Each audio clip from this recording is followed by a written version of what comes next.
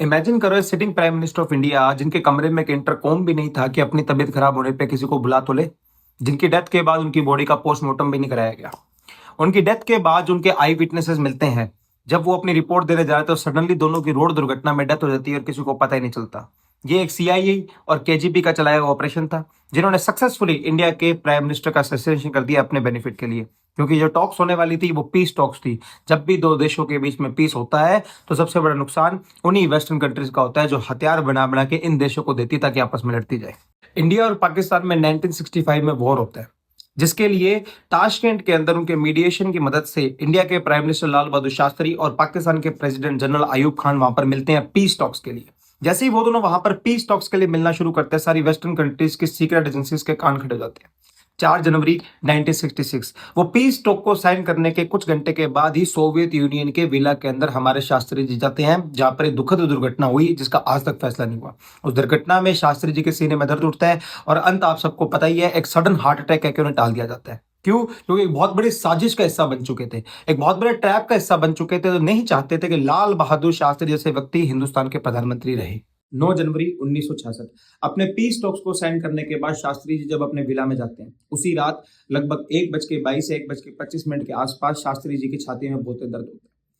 उन्हें अपने स्टाफ के पास खुद जाना पड़ता है बताने के लिए कि मेरे छाती में दर्द हो रहा है। आयरनी देखो, वहां पर एक टेलीकॉम या फिर कोई फोन ही नहीं था जिससे जाके वो बता सके। जैसे ही शास्त्री जी कंप्लेंट करते हैं, कंप्लेंट करने के बाद फटाफट उनके personal physician doctor R N Chugh को बुलाया जाता है। जैसे ही डॉक्टर आर एन चुग वहां पर पहुंचते हैं और उनको वापस एड करते हैं उनकी बेड की तरफ, तब तक शास्त्री जी की तबियत रैपिडली खराब होना शुरू हो गई थी। जैसे ये कोई हार्ट अटैक के इमिग्रेंट्स नहीं थे, ये एक पॉइजन के इमिग्रेंट्स थे।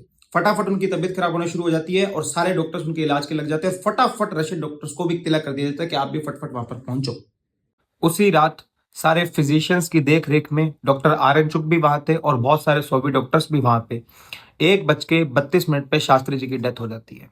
शास्त्री जी की डेथ के बाद बड़ी आयरनी तो ये है, एक भी वहां पर पोस्टमार्टम कंडक्ट नहीं किया गया। सारे फिजिशियंस और डिप्लोमेट्स की रहन सहन में उन्हें इंडिया के लिए ट्रांसपोर्ट कर दिया जाता है। इंडिया में वो न्यू दिल्ली आते हैं। न्यू दिल्ली आने के बाद उनका स्टेट फ्यूनरल कर दिया जाता है। लेकिन कुछ सवालों के जवाब अभी भी अधूरे थे। शास्त्री जी के शरीर पे वो नीले नीले दाग जो उनकी फैमिली ने देखा, उनके विटनेसेस जो वहां पर अवेलेबल थे उनका रिपोर्ट्स में नहीं आना, और केजीबी का कोई ऐसा स्टेटमेंट नहीं आना जो उन्होंने उस पर्टिकुलर ताशकेंट हाउस से लोगों को अरेस्ट किया था, ये कन्फ्रंटेशन करते हुए कि this may be the poison not the natural death which cause the prime minister of India to leave that position.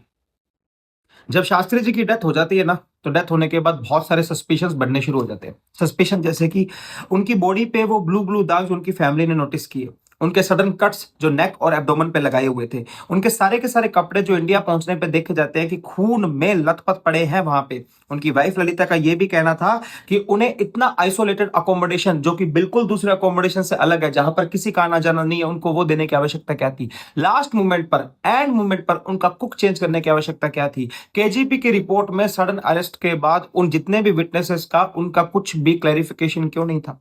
ये सारी चीजें एक ही तरफ इशारा देती है कि एक heart attack sitting prime minister of India peace talks के अंदर, सोवियत यूनियन के अंदर, रियली? अब इस टाइम पे जितने भी आई विटनेसेस थे उनके अकाउंट सुनना। डॉक्टर आर एन चुग जो कि पर्सनल फिजिशियन थे हमारे लाल बहादुर शास्त्री जी के लिए, उनका यह कहना था कि 1:25 पे उनके सीने में सडन दर्द उठता है और विद इन 7 मिनट्स 1:32 पे शास्त्री जी की डेथ हो जाती है। डॉक्टर आर आर एस बाबू जो कि सोवियत मेडिकल टीम के हेड हुआ करते थे, उनका कहना था कि मैंने पूरे अच्छे तरीके से एग्जामिन कर लिया है, मुझे तो कोई फॉल प्ले साइंस दिखाई नहीं दे रहे। डॉक्टर आर एन काओ, उनका यह कहना था, जो कि उनके पर्सनल सेक्रेटरी हुआ करते थे, कि शास्त्री जी के कोई प्रायर हार्ट अटैक्स की हमारे पास रिपोर्ट्स थी नहीं, और अगर थी भी तो लैक ऑफ मेडिकल एग्जामिनेशन है कि हमें आज तक पता ही नहीं चला। एक sitting prime minister of India, एक ऐसा देश जो डेवलपिंग नेशन अब धीरे धीरे बढ़ रहा है, उनकी डेथ हो जाती है और अभी ये एग्जैक्ट टाइम है blame game blame game blame game blame game खेलने का। मेरा दिमाग तो तब खराब हुआ जब पता चलता है कि आरटीआई ने वो डॉक्यूमेंट्स ही डिनाई कर दिए जो पीएमएस आने वाले थे, जिसके अंदर एक जॉइंट मेडिकल रिपोर्ट भी थी जो स्पष्ट सोवियत डॉक्टर्स ने बना के भेजी थी, जिसके अंदर क्लियर कॉज लिखा हुआ था डेथ की हुई है। उसके बावजूद इन्होंने हमें वो पोस्टमार्टम की रिपोर्ट देने से मना कर दिया जिसके बारे में हम आज तक अनश्योर हैं कि भैया हुई थी कि नहीं हुई थी। जनता पार्टी के द्वारा 1977 में एक राजनयन कमेटी बनाई जाती है जिसका यह उद्देश्य था कि भी वो शास्त्री जी की डेथ को इन्वेस्टिगेट करेगी कि ये डेथ थी, ये सडन डेथ थी, ये हार्ट अटैक था, या वेस्टर्न एजेंसी का रचाया हुआ कोई खेल था जो इंडिया के बेस्ट प्राइम मिनिस्टर को खत्म कर गए। कहानियां खत्म नहीं हुई। कहानी में प्रॉब्लम जब आती है जब जनता पार्टी के द्वारा एक राज नारायण कमेटी का गठन किया जाता है, जिसके अंदर शास्त्री जी की जो डेथ हुई थी उसको इन्वेस्टिगेट करेंगे। अब इसके अंदर शास्त्री जी के पर्सनल फिजिशियन डॉक्टर आर.एन. चुग और शास्त्री जी के पर्सनल कुक जो कि राम बाबू थे, दोनों को बुलाया गया। आयरनी देखो, दोनों की दोनों सड़क दुर्घटना में मारे जाते हैं। आर.एन. चुग जी का तो पूरा परिवार ही खत्म हो गया और रामनाथ का तो पता ही नहीं है, थोड़ा टाइम इंजर हुआ और इंजर होने के बाद उसकी भी डेथ होगी। ऐसा क्या छुपाना चाह रहे थे आप? और हमारी सरकार का उसमें समर्थन क्यों था शास्त्री जी की डेथ के पीछे? यह अभी भी बहुत बड़े सवाल रेस करता है।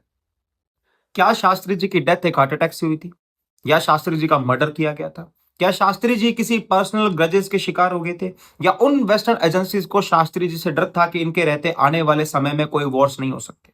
ये बहुत सारे मिसकंसेप्शंस हमारे सामने लेके आती है, बहुत सारे ट्रुथ जो हमसे छुपा हुआ है वो हमसे दूर रखती है।